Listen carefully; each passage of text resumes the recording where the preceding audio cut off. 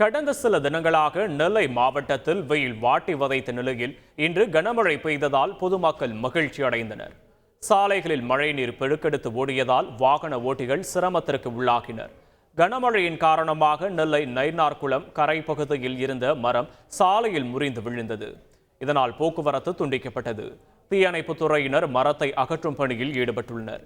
தற்காலிகமாக போக்குவரத்து மாற்றம் செய்யப்பட்டு மாற்றுப்பாதையில் வாகனங்கள் இயக்கப்படுகின்றன.